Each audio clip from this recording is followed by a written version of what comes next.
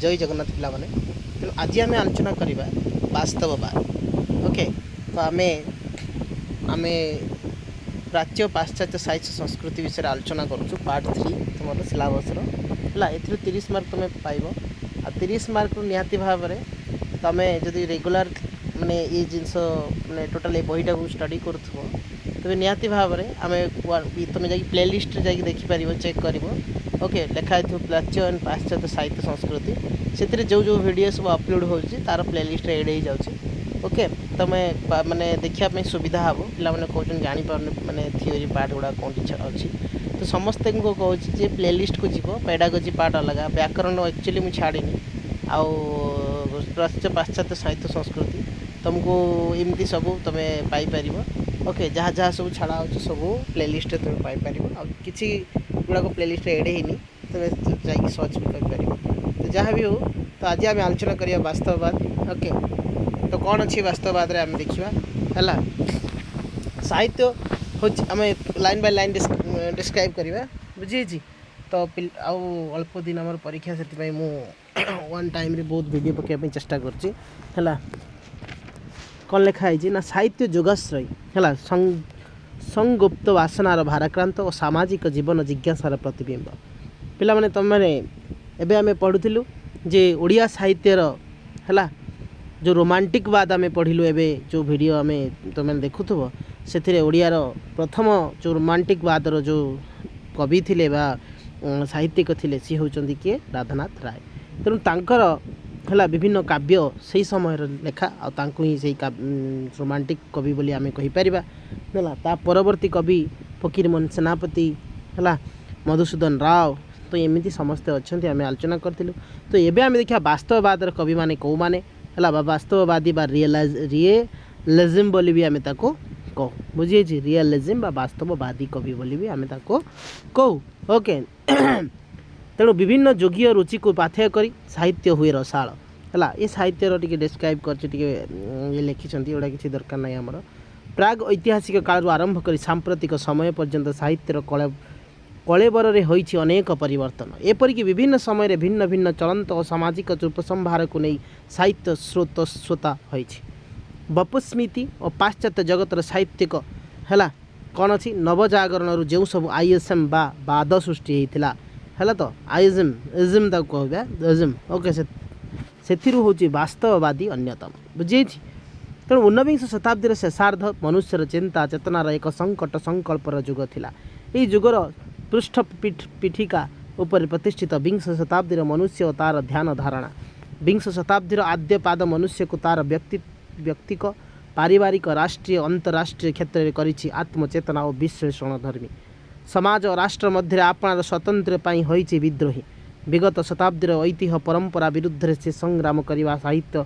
आत्मिक सामाजिक आदर्शर विवर्तन प्रति होइछि सचेष्ट यहाँ भित्ति करी ही आधुनिक मनीष निजको करिछि आत्मप्रतिष्ठा और मिथ्या आदर्शबोध परिवर्ते जीवन और ताहार समस्या को तत्कालीन परिस्थिति दृष्टि विचार करी निजको परिचालित करने को से उचित मन कला यही परिवर्तित चिंता आदर्श राजनीति सामाजिक व्यवस्था धार्मिक भावना और सांस्कृतिक चेतना आदि सकल विभाग को ग्रास कला साहित्य जेहेतु समाज और व्यक्ति जीवन प्रतिबिंब क्रमे से ही प्रतिबिंब व्यक्ति समाज जीवन वास्तव चित्र रूपायित है परंपरा क्रमे प्रचलित क्लासिकवादर आल्पनिक आदर्श रोमांटिकवादर मिथ्या कल्पना और पलायनपंथी चिंताधारा विरुद्ध रे वास्तववाद स्वरोत्तोलन कला ता माने ता रोमांटिकवादर परे परे आगे क्लासिकवाद रोमांटिकवाद ता परे परे वास्तववाद आसला यही वास्तववादी स्रष्टांकर लक्ष्य है यहाँ बहुत बहुत इंपोर्टेंट पिला माने ये अंडरलाइन करूँ को टिके मन रखुव जे यार लक्ष्य कौन वास्तववादी मानकर थिला ना जीवन और जगतर वास्तव चित्र ग्रहण करवा बुझी और साहित्य ताहार फोटोग्राफिक रूप उपस्थापन करवा माने आम सोसाइटी बंचुचु आम सोसाइटी जहाँ भी है वास्तव जीवन चरित्र देखुचु आज आम तुम देख पिला माने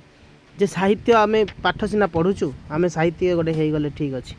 तेणु आम साहित्य जहाँ रचना करदे बा आम साहित्य बही लिखि दौचु जहाँ ସେଇଟା କ'ଣ ସମସ୍ତେ ପାଳୁଛନ୍ତି କି ନା ଆମେ ନିଜେ ପାଳୁଛୁ କି ସେହା ନୁହଁ ନା କାହିଁକି ନା ଏ ସବୁ ସମାଜର ଯେଉଁ ଲୋକମାନେ ଅଛନ୍ତି ସବୁବେଳେ ସ୍ୱାର୍ଥନ୍ୱେଷୀ ହେଲା ତେଣୁ ଯେତେ ବଡ଼ ତୁମେ ସାହିତ୍ୟିକ ହୁଅ ନା କାହିଁକି ତୁମେ ତୁମ ଜାଗାରେ ସାହିତ୍ୟିକ ତୁମେ ତୁମ ଘରେ ସାହିତ୍ୟିକ ତୁମେ ତୁମ एरिया भितर साहित्यिक है लोक मैंने तुम साहित्य आकार में जापारे सत किंतु तुम समय आसिले तुमको से सम्मान भी तुमको टी मिलनी बुझी तेणु ये जो समाजर जो चरित्र माने सत्य चरित्र है से जिनसटा को जो साहित्यर बही रे उपादेय करवा बा उपस्थापना करवा आउ यही उपस्थापनाटी को जो आमर साहित्य माने जो साहित्यर श्रोता माने अच्छंती साहित्यर माने जो माने पढ़ुचंती है तांको पाखरे प्रतिष्ठित करवाटा हूँ आमर कौन ना यही वास्तववादी मानकर काम बुझी तो यही वास्तववादी माने है से माने चाहती कौन जो समाजर चरित्र चित्रणटा को लेकिन माने साहित्य रे है माने उपस्थापना करेंगे बुझीगला ना तो यह हूँ आमर लक्ष्य उद्देश्य तेणु जीवन जहाँ जमीती यार स्थिति गति प्रकृति ताहार निच्छक रूप प्रदान करने वास्तववादी साहित्यर लक्ष्य बुझीगला ना तेणु साहित्यर लक्ष्य कौन मुझे जहाँ कहनी जे सत्य चरित्र उपस्थापन करवा है समाजर सत्य चरित्र को बा कौ गति कौ स्थिति कौन अच्छी सोसाइटी तुम देख आज मीडिया किए यात्रार कली तुम देखिपु किंतु वास्तव चरित्र कहीं देखा कि पिला माने कहीं वास्तव चरित्र को आसुना कहीं जे गोटे गरीबटी केमती ये हूँ ता कथा ये होनी है तेणु जदि गोटे गरीब कथाटी को लेकिन आम पहुँचे पारिबा गोटे लोकर असुविधाटी को आम नहीं पहुँचे पारिबा निहाती भाव में ताकू सहायता मिल पार साहाय्य सहानुभूति सरकार तरफ मिल पार विभिन्न बदान्य व्यक्ति सामाजिक व्यक्ति विभिन्न व्यक्ति विशेष साहाय्य करें है तो ये सब जिनस आमको जाना दरकार कोण अनुकोण जो जो घटना अच्छी लुचि लुकायित अवस्था अच्छी से जिनस सब आसवा दरकार है आई सब जिनस साहित्यिक मैंने देखती जो प्रकृति करुण बा जहाँ जहाँ स्थिति परिस्थिति से देखते सहीटा को उपस्थापन करवाटा ही वास्तववादी मानकर मूल लक्ष्य तेणु वास्तववाद वास्तवता जिते कुत्सित हो असह्य हो ताहा आदर करवा और से काव्यिक सौंदर्यर आवरण दे पाठक सम्मुख में उपस्थापित करवा साहित्यिकर धर्म तेणु साहित्यिक रचनार जीवन जगतर अविकल चित्र होउछि विचित्र होता है ताहाको वास्तववादी साहित्य कहुए मु अलरेडी कही तेणु ये किए कहते ना भी धोसला पिंटो कौन कहती ना which is concerned with giving the truthful impression of actuality is it appears to normal human consciousness है तेणु ये कहते आउ कौन लिरिकल बैलाड्स द्वितीय संस्करण मुखबंध में वर्ड्सवर्थ साहित्य साधारण जीवन घटना परिवेश को उपस्थापित करने को मत व्यक्त करिसेंती तेणु तांको काव्यावलीर जीवन चित्र साधारण परिवेश स्वभाव सुलभ भाव स्थान पाई देखा जाए जर्मनी ऑटो लोडिंग है ये सब संज्ञा देती पे मैंने ये संज्ञा आमर आउ एत दरकार ना तथा तुम पढ़ो किंतु आम पीडीएफ छाड़ी है तो पिला माने वास्तववादी कविता गुड़िकर निम्नलिखित आदर्श है जिते सब कविता गुड़िक आसे आदर्श परिचालित होता देखा जाए यह विषय वस्तु उपर विशेष गुरुत्व न दे व्यक्ति जीवन और स्थानर वास्तव वर्णना उपर गुरुत्व दे था निहाती भाव में तेणु यार साधारण परिस्थिति लोक समस्या लोक जीवन घटुवा वास्तव चित्र को रूप दिए मुझे अलरेडी आगु कही तेणु ए कष्टदायक रूप चित्र कल्पना व्यवस्था आदु न थाए है यार स्रष्टा प्रकृत व्यक्तवाक्य पुनर्गठन करने को सचेष्ट हुंती ए गद्य छंदर सठिक प्रवर्तन करा जाई थाए है तेणु उपरोक्त वैशिष्ट्य सकाशे वास्तववादी साहित्य कल्पना है अतीन्द्रिय और रहस्यालोक ओह्लाई आसी निष्ठुर वास्तववाद जंत्रणा विधिर पथ आवरी नेला। ऊनविंश शताब्दीर प्रारंभ में फ्रांस एक वास्तववादी साहित्य सृष्टि होगा परे परे पाश्चात्य जगतर अन्यान्य राष्ट्र को व्यापी जाइथिला। फरासी उपन्यासक बलजाक ह्यूमन कमेडीर पर्व प्रथमे यही वास्तववादी चेतना और भावधारार सूचना देते मन रख उपन्यासक के बलजाक है प्रथमे वास्तववादी चिंताधारार सूचना देते तेणु फरासी सामाजिक व्यक्तिगत जीवन निखुण प्रतिच्छवि प्रदान करी से एक नूतन परंपरा सृष्टि करते शहरी और ग्राम्य समाजर प्रत्यक्ष चित्र अंकन करिवारे तांकर पूर्व आउ कहीं सेपरी कृतकार्य हो पारि नथिले। यहाँ परे फ्लॉबर्ट जोलो मोपासा प्रमुख वास्तवता को विश्वस्त भाव चित्रण करिवार थिले सिद्धहस्त ताने आगे बलजाक तापरे फ्लॉबर्ट है मन रख पिला माने आउ थरे मुई कलर चेंज करी कहूँ देख प्रथम हूँ बलजाक फ्लॉबर्ट जोलो मोपसा यही सब है तेणु सोवियत रूस साहित्य गोगल तुर्की नेव है दस्तोयेव्स्की टॉल्स्टॉय आदि सुनामधन्य लेखक वास्तववादी साहित्य सृष्टि कर तत्कालीन रूस रे लोकप्रियता हासिल करते मैंने रूस कवि सब है साहित्यिक जर्मनी साहित्य मार्क्स क्रेजर और इंग्राजी साहित्य डिफो और रिचार्डसन थाकरे जन अस्टिन टॉम्स हार्डी इंग्राजी नाटक जन गर्ल्स अद्री और आरंडल बेनेट यह आदर्श से अनुप्राणित हो आपणार सृष्टि विभव में वास्तववादी भावधारा प्रचलन करते। तेणु पाश्चात्य जगतर संसर्ग में आसी ए देशर साहित्य समाज विज्ञान जो परिवर्तन है वास्तववाद होतार अवदान। तेणु किंतु इंग्रेज माने ए देशर माटी रे पाद देवा पूर्व ओडिया साहित्य रे वास्तववादी प्रति आग्रह देखा देइथिबा जणा जाई थाए। एबे देखिबा हमर जो सिद्धाचार्य कथा आम आलोचना आगु करथिलु हला सेई मान कथा टिका आसीबो एठी देखिबा कौन होची देखिया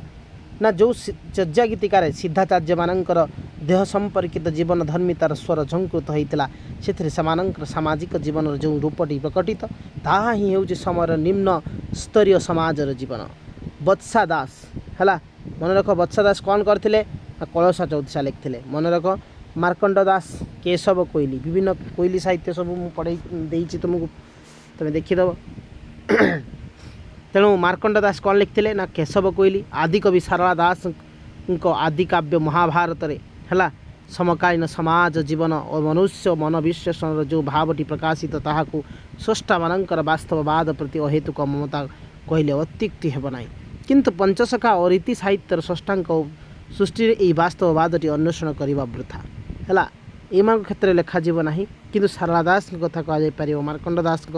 बत्सा दास एम को नि पंचसखा साहित्य आध्यात्मिक बहल अंधकार शून्यवाद भारत में वास्तववाद स्वर अस्पष्ट हो जाए पुणी रीति साहित्यर उग्र देहवतार निराकरण वास्तववाद हुए उल्लुंठित। तेणु पिलामाने एमाने तो तुम जानिच प्राचीन साहित्य कवि किंतु एमान को भी मध्य कह जाई पारे कौन वास्तववादी कवि बुझीगला ना। तेणु विंश शताब्दी प्रथम पादर ही ओडिया साहित्य सर्वप्रथमे खोलाखोली भाव वास्तववादी चेतना प्रकाश कला। व्यासकवि फकीरमोहन सेनापति गल्प उपन्यास यही समय जीवन प्रकृत पूर्ण रूप प्रकटित है। 6 माण 8 गुंठ रामचंद्र मंगराज है मुझे दिन पढ़ाऊनी क्वेश्चन जो करूँ रामचंद्र मंगराज कौन अच्छा 6 माण 8 गुंठे चरित्र गुड़ाक मुझे आसो चरित्र 100% आसो मन रख। तेणु चंपा सारिया किंबा मामुरे नाजर नटवर वास्तव चरित्र जिते पाठक यही चरित्र सहित परिचित हेले से लगे आहा यही तो राम मंगराज मो पाखरे यही ने ठिया होता चंडालटा एते कांड करी शेष में घणा पेलिबा बसिला मामू उपन्यास चांदमणिर विवाह आलोचना बेले चांद उपस्थिता पलाई पारना चुपचाप बसवा मध्य लाज्जाकर कथा। तेणु हाथ पाखरे पाइथिबा बिलेईटी उपरे तार राग है ये सब सेतिका कथा सब लिखाई बुझे कुंतला कुमारी सावत प्रभृति औपन्यासिक समय उपन्यास वास्तववादी चेतना को मर्मरित चरित्र करते बुझे अलरेडी मुझे तुमको कही कौन वास्तववादी कौन सत्य जिनस आलोचना करुँच। तेणु फकीरमोहन सेनापति को भी आम कौन कहीपर वास्तववादी कवि भी कहीपर आम रोमांटिक कवि भी आम कहीपर बुझे जो कवि जो साहित्यिक जो आधार लिखती ताकू ही आम कह बुझे। तेणु जेहेतु आमर 6 माण 8 गुंठ बा ये सब जिनस से लिखिं माने फकीरमोहन सेनापति है ओरिजिनल चरित्र देइचंती माने निच्छक छवि देइचंती से वास्तववादी बोली कहबा है। 1935 मसीहा नवजुग साहित्य संसद गठित होगा पर मन रख नवजुग साहित्य संसद केबे गठित होता बुझे ताने केबे 1935 वास्तववादी चेतना एक आंदोलनात्मक मार्ग दे अनुप्रवेश करे ओडिया साहित्य वास्तववाद मंत्र गुरु होउचंती भगवती चरण पाणिग्राही बुझीगला। एथर सेठी थे राधानाथ राय एठी थे किए भागवत चरण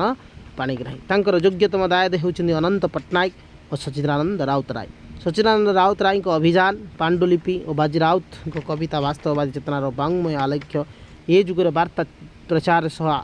सार्थक शिल्प सृष्टिर एक प्रामाणिक निदर्शन कवि प्रतिमा नायक आधुनिक व्यर्थ नारीत्वर जीवंत छवि यथा कौन ये देइचंती है तापरे आम ये डायरेक्ट पढ़ा ये